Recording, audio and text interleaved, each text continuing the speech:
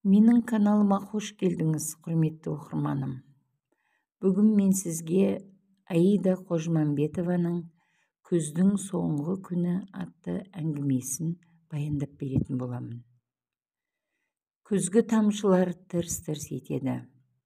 Дала сүреңсіз сұрғылт түске боялған. Кешегі алтындай сары жапырақтар батпаққа иленіп, дала тал түстің уақыты болса да көңілді төмен түсіреді. Жаңбырдың сорғалап тұрғанына қарамастан, саябақтағы көк сырмен сырланған ескі орындықта отырған әйел қозғалар емес. Бұл Дәмеш еді. Иә, бір кездері осы шағын қаланың хас сұлуы болған. Сонысымен әйелдерінің қас жауы, еркек біткеннің арманы болған Дәмеш. Кешегі айдай ажарын әжім торлап, сұңғақ бойы аздап еңкіш тартса да, сырлы аяқтың сыны кетпегенін, әдемі ұялы көздері дәлелдегендей. Бағанадан бері бір нүктеге қадала қарап отырған Дәмеш те тоңып қалса керек. Иығын қушитып, басын қалың жемпіріне сұға түсті. Мынандай ауа райында кім серуендей қойсын, жүргіншілер сирек. Саябақтың әрі тұрған жолдан да көлік бірлі жарым өтеді. Бесіннен ауып барады. Аздан соң қараңғы түспек. Бірақ барар жер, басар тауы жоқ. Дәмеш қозғалған жоқ. Дәмеш ата-анасының зарығып көрген баласы еді. Әкесі артынан тағы бір бала ерсе деп, есімін Дәмелі қойған болатын. Бірақ Дәмеш жалғыз өсті. Дәмеш жоғары сыныпқа өтер жылы әкесі 50-ге жетпей өмірден қайтты. Анасы балалар үйінде тәрбиеленген татар қызы еді. Әкесінің туыстары анасын жетім деп жаратпайтын. Әкесі қайтқан соң бұлармен мүлдем араласуды тоқтатты. Анасының дімкастығынан Дәмелі жұмысқа ерте араласты. Жасы 17-ге толып, аттестат алған күні-ақ шешесінің орнынан басып тігін цехына жұмысқа кірді. Шағын қалада жас қызға лайықты басқа жұмыс жоқ еді. Оқуға кетуге шешесінің ауруы асқынып кетер ме деп қорыққан. Қаланың әкімі бүкіл өндірістерді аралап жүріп, Дәмештердің цехына кірген. Орыс тілін жетік меңгергенін ескерген басшылық жаңа басшының алдында сөз сөйлеуді Дәмешке тапсырды. Бұл кезде Дәмеш 20-ға енді толатын еді. Қазақтан гөрі татарға көбірек келетін, сары шашты, сұңғақ бойлы, әдемі бойжеткен жаңа келген басшының көзіне әдегеннен түскен. Бірден пысық қыз кеңсеге де керек деп қасына алдырды. Басшының ілтипатына мастанған Дәмеш жүріп жүрген жігітін, өз құрбысының ағасын бірден тастап кеткен. Анасы да шенеуніктің қасына барғанын құп көрді.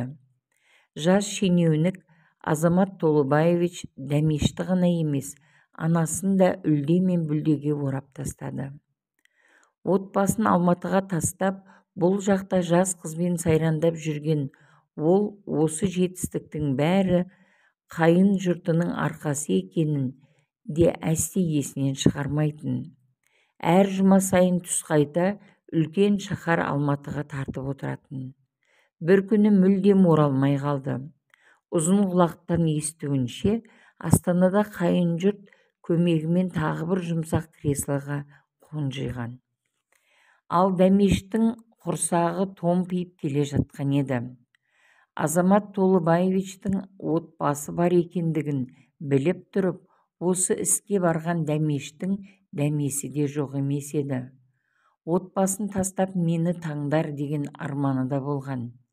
Бірақ Азамат Толыбаевич сол кеткеннен мол кетті. Бұл уақыт компартия тарқап, бір күнде бәрі астан кестең болып жатқан кез еді. Жаппай қысқартулардың бірінде орта білімі ғана бар Дәмеш ұшып түсті.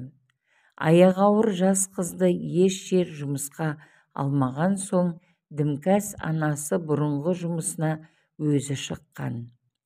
Айлық ақшаларын бермей, ол жерде көп ұзамай жабылды.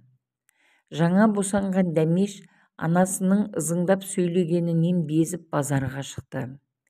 Шешесінің дайындаған самса бәліштерін сатуға кірісті.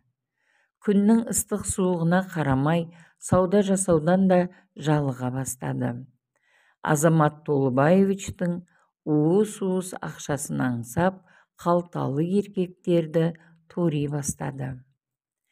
Көліктің қатты шыққан дыбысы Дәмешті селт еткізді. Етшеңді әйел қасына ертіп алған немересіне әлдене айтып күліп келе жатыр. Дәмештің қасынан өтіп бара жатып, бетіне бажайлап қараған.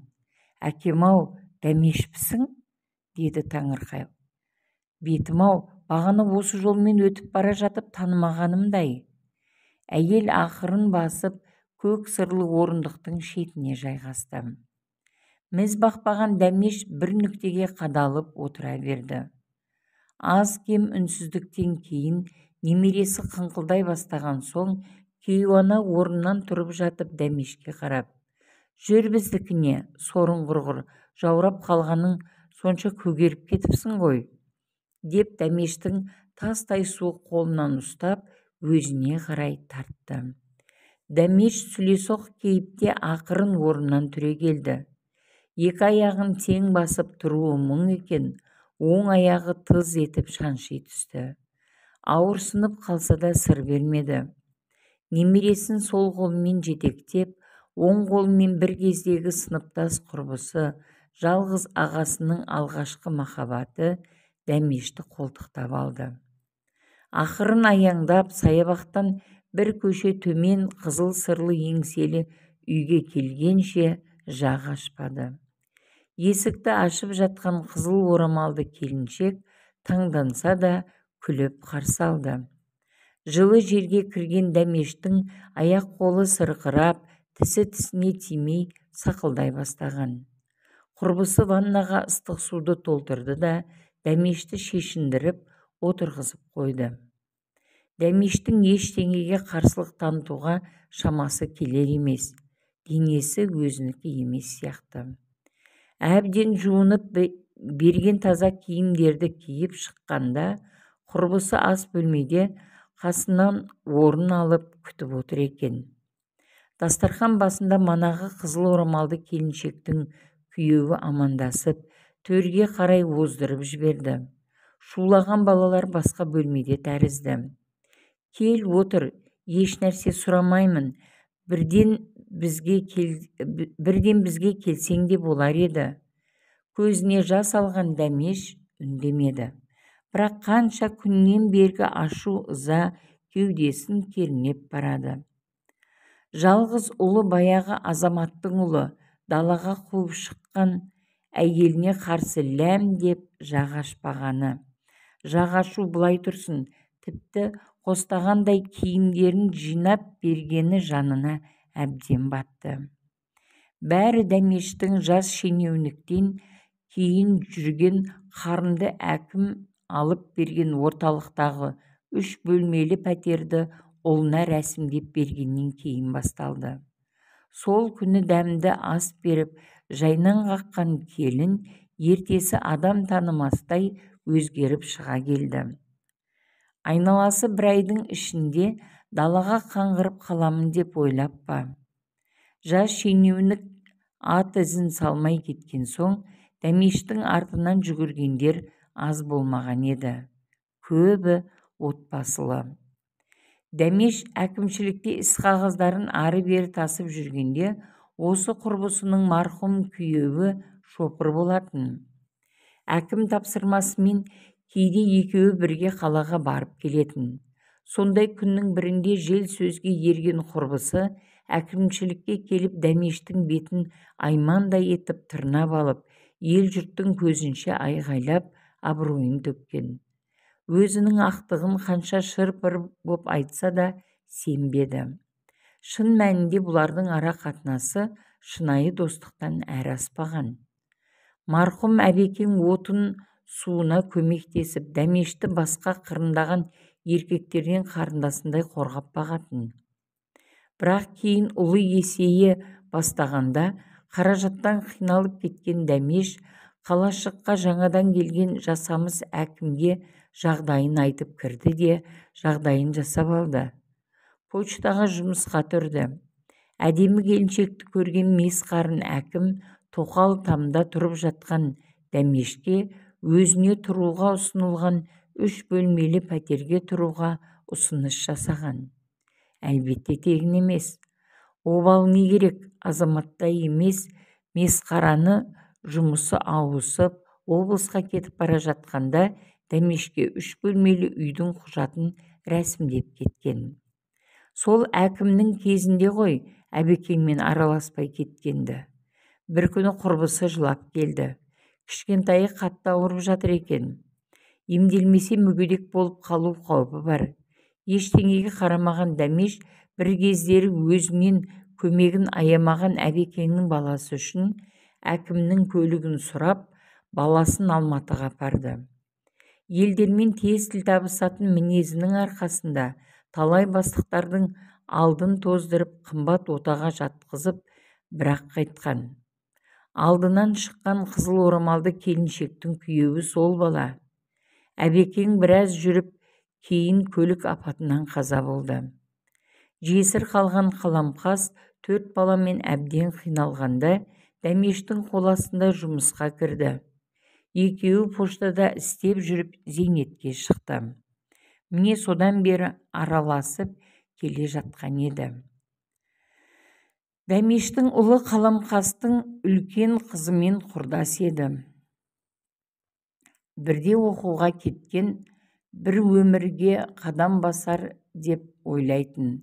Бірақ Алматыда жүрген ұлы басқа қызды алып келді. 3 немересі өмірге келді. Алдыңғы жылы Алматыдан осы қалаға бір жола тұрақтаймыз деп бір жола көшіп келді. Көшіп келді дейтіндей емес. Дәмешпен бірге тұрмай, пәтерден пәтерге сандалып жүрді. Аяқ астынан келіні, сіз алай-бұлай болып кетсеңіз, бізге үйді аудару қиындау болады екен, деп зыпылдады емес пе? Оданша өсиет хат жазып қойғаны дұрыс еді, бұлай көшеде өлгенше. Таңертең оятуға келген қаламқас Дәмештің қызуы көтеріліп жатқанын көріп, дереу жедел жәрдем шақырған. Екі өкпесі бірдей суықтап, істен шығу алдында тұрғанын ауруханада естіді.